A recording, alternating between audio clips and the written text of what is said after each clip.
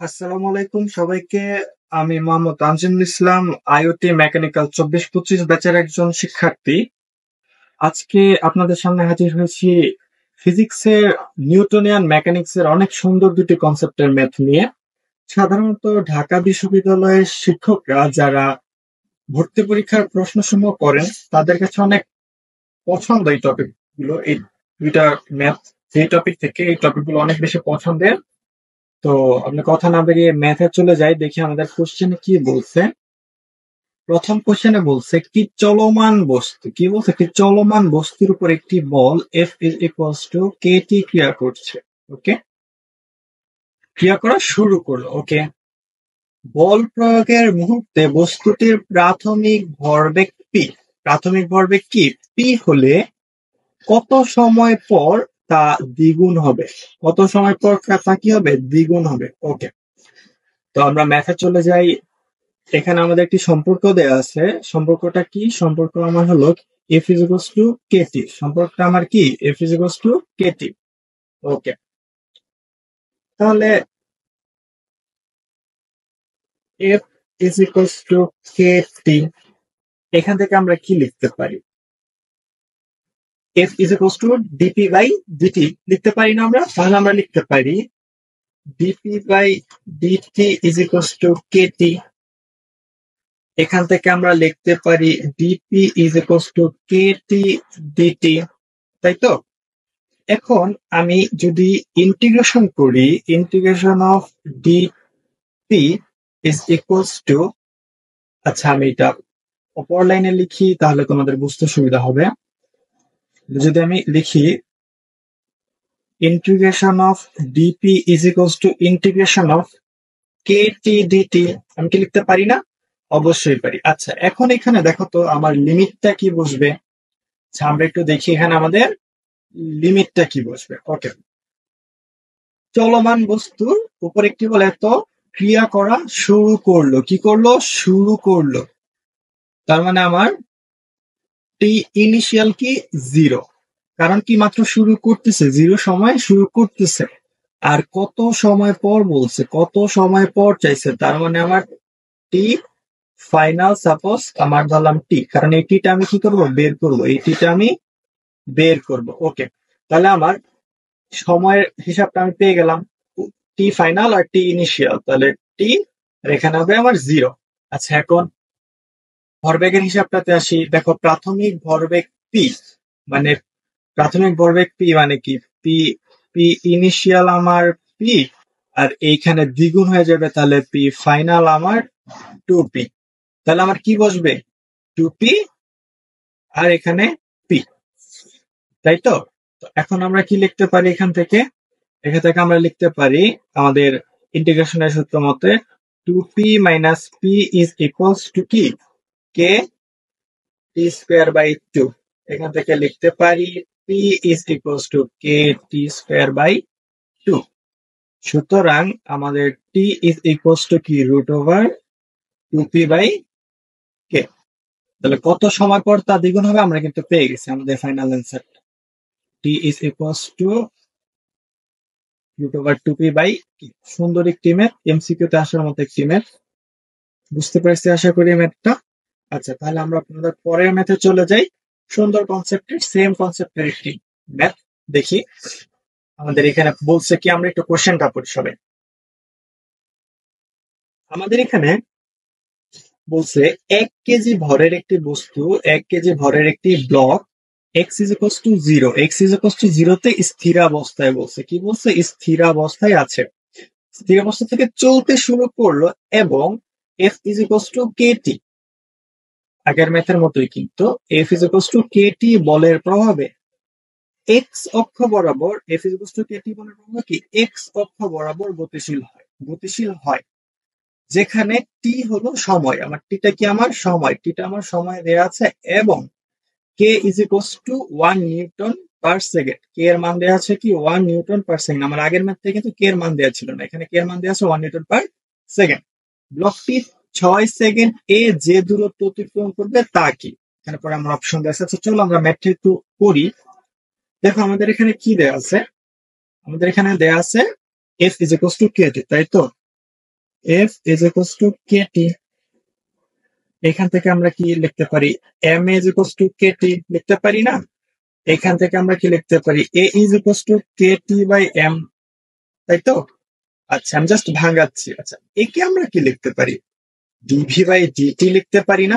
Is equals to Katie by M লিখতে পারি না? ওকে, এখন এই ডিভি বাই ডিটি কে যদি আমি লিমিটের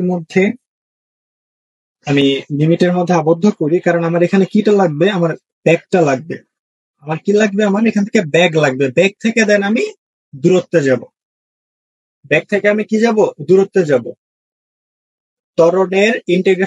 ত্বরণের ডিফারেন্সিয়েশন করলে আমার ব্যাগ বের হয়। ব্যাগের ডিফারেন্সিয়েশন করলে আমার কি বের হয়? সরণ বের হয়। কি বের হয়? সরণ বের হয়। এটা কি আমি ঠিক বলেছি? না। ত্বরণকে আমরা লিখতে পারি ডিভি বাই ডিটি। এটার ইন্টিগ্রেশন করলে আমার ব্যাগ বের হবে। ব্যাগের যে মানটা থাকবে ওইটাকে আমরা লিখতে পারি ডিএক্স বাই ডিটি। ওইটার ইন্টিগ্রেশন করলে আমার এক্স এর মানটা চলে আসবে। তার মানে ত্বরণের ইন্টিগ্রেশন করলে আমার কি আসবে? ব্যাগটা চলে আসবে। আর ব্যাগের ইন্টিগ্রেশন করলে আমার সরণ চলে আসবে। আচ্ছা, আমি এটা লিখে দিচ্ছি, তোমরা দেখো। Dv by DT is equals to Katie by m. এখান থেকে আমার ডিভিটা আমি রাখবো এক সাইডে। Dv is equals to Katie by m dt. এখন দেখো, এখানে আমি কি বসাবো? আমার লিমিটের চিহ্ন। এই লিমিট। এখন এখানে লিমিটের ইন্টিগ্রেশন চিহ্ন। এখানে লিমিটটা কি বসবে দেখো তো। এখানে লিমিটটা বসবে আমাদের এক্স ইজ ইকুয়ালস টু 0 তে। এই যে দেখো, স্থির অবস্থা বলছে, কিন্তু স্থির অবস্থা থেকে গতিশীল হয়। ধরলাম ভি বেগে গতিশীল হয়।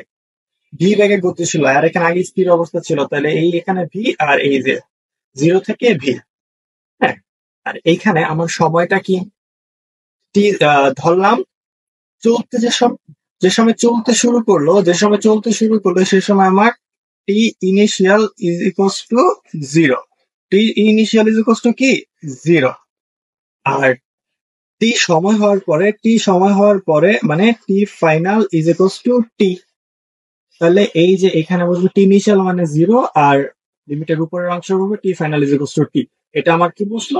লিমিট বসলো। তারপর এখন আমরা যদি এটাকে অ্যান্সারের দিকে নিয়ে যাই, তাহলে আমার ভি এর মান আসতেছে v is equals to half K T square by m. এটা আমার কি আসতেছে? ভি আসতেছে। মানে আমি আমার ব্যাক পেয়ে গেছি। ওকে, আমি আমার ফি পেয়ে গেছি, ব্যাক পেয়ে গেছি। ওকে, তারপরে যদি আমরা এখন আরো আগাই, এখানে কিন্তু আমার চাইছে কি? এখানে আমার চাইছে দূরত্ব। আমার কি চাইছে? দূরত্ব চাইছে। তাহলে আমি যদি এখন ব্যাককে ইন্টিগ্রেশন কি করব? আমি এখন ব্যাককে ইন্টিগ্রেশন করব।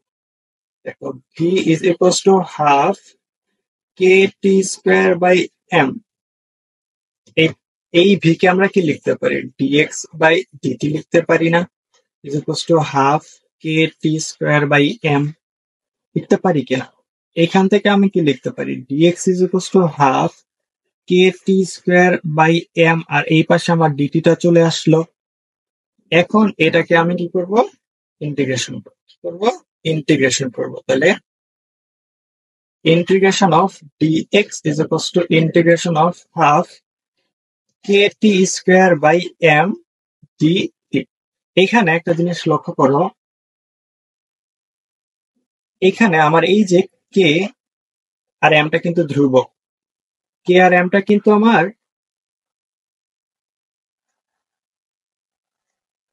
কনস্ট্যান্ট। এটা কিন্তু আমরা ইন্টিগ্রেশন চিহ্নের বাইরে লিখলেও পারি। হ্যাঁ, ইন্টিগ্রেশন চিহ্নের বাইরে লিখলেও পারি, তবে না লিখলেও সমস্যা নেই। আমরা তাহলে পরে আগাই। তাহলে এখান থেকে আমার এখন আমরা সাইন দেখবো আমরা কি আসে। আমি কোশ্চেনটা আরেকবার পড়ি। দেখো, এক্স ইজ ইকুয়ালস টু 0 তে আমাদের শুরু হয়। তার মানে এক্স ইনিশিয়াল, এটা আমার কি? X initial is equals to 0। X initial is equals two আমার 0। আর আমাদের দূরত্ব অতিক্রম করবে চাইছে, তার মানে আমাদের বের করতে হবে x final. X final is equals two x আমাদের বের করতে হবে। আর অপর পাশে যখন আমার টি এর উপরে লিমিটটা খেয়াল করব, তখন দেখো প্রথমত প্রথমত কি অবস্থা থেকে চলা শুরু করছিল? চলতে শুরু করে হলো গিয়ে তোমার T is equals to initial is equals to 0 এই সময়টা থেকে। আর 6 সেকেন্ডে তখন আমরা যখন হিসাব করব দূরত্বটা, তখন 6 সেকেন্ডে অতিক্রান্ত দূরত্ব, তাহলে টি ফাইনাল ইজ ইকুয়ালস টু আমার 6। তাহলে আমি দুই সাইডে দুইটা লিমিট কিন্তু পেয়ে গেছি, কি আমরা পেয়ে গেছি। তাহলে যদি আমরা এখন লিমিট গুলা বসাই দিই, দেখো এক্স এর ক্ষেত্রে লিমিট কি হইতো, এক্স আর 0, আর টি এর ক্ষেত্রে আমার লিমিট কি হতো 6 আর 0। তাহলে যদি এখন আমরা এইখান থেকে ম্যাথটা করি, দেখো আমাদের কি আসতেছে, x is equals to half into 1, নিচে থাকতেছে আমার 1 ইন্টু 6 কিউব বাই 3। সুতরাং আমার এক্স এর মানটা কি আসতেছে 36 মিটার। এই যে 36 মিটার হলো আমাদের প্রদত্ত অ্যান্সার। দেখি তো আমাদের, এই তো আমাদের এ নাম্বারটা হলো অ্যান্সার।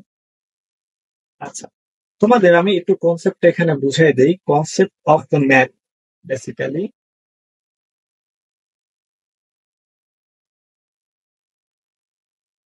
দেখো, আমরা কি জানি ত্বরণ, না, এ ইজ ইকুয়ালস টু আমরা লিখতে পারি ডিভি বাই ডিটি, মানে ত্বরণে সময় সাথে সাথে বেগের পরিবর্তনের হার ডিভি বাই ডিটি। এখন এই ডিভি বাই ডিটি কে যখন আমি ইন্টিগ্রেশন করব, তখন আমি পাবো ভি। কি পাবো, ভি। এখন এই ভি কে আবার আমরা কি লিখতে পারি, ডিএক্স বাই ডিটি। ভি মানে কি, সময় সাথে সাথে সরণের হার, সময় সাথে সাথে সরণের হার।